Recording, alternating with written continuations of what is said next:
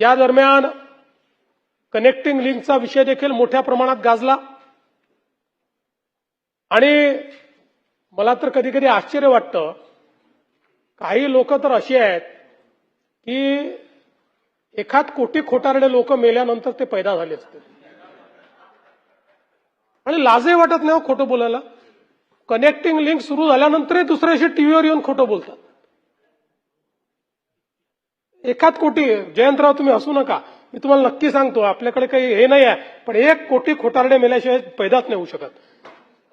पण मी तुम्हाला सांगतो, एक लक्षात ठेवा, खरं म्हणजे कनेक्टिंग लिंकचं काय झालंय तर आपण सगळ्यांनी बघितलं, खोटारडेपणा सगळा बाहेर आला. पण त्याच वेळी महायुती सरकारची हिंमत होती म्हणून आम्ही कनेक्टिंग लिंक बांधून टाकली. ज्यावेळी कोकण रेल्वे बांधायची वेळ आली त्यावेळी असंच लोक म्हणायचे ही रेल्वे चालू शकणार नाही, ही बांधू नका, इथे दरड कोसळते. पण मधु दंडवते नावाच्या एका व्यक्तीमध्ये हिंमत होती, त्यांनी सांगितलं बांधणार, आणि ती बांधली. बांधल्यानंतर जवळपास 15 वर्ष दरवर्षी दरड कोसळायची, पण त्या प्रत्येक वर्षी आपण शिकायचो आणि त्या ठिकाणी काही ना काही काम करायचो आणि ती दरड कोसळणं बंद करायचो. आज विचार करा, या भीतीने जर कोकण रेल्वे तयारच केली नसती तर काय अवस्था राहिली असती. आणि म्हणून ही जी मिसिंग लिंक आहे, या मिसिंग लिंकचा इतिहासही असाच आहे.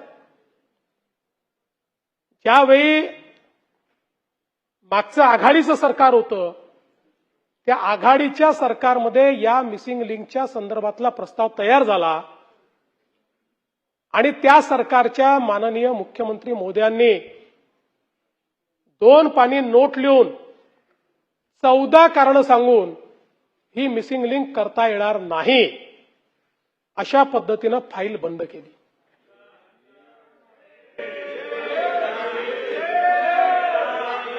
चौदा कारणं दिले, 14.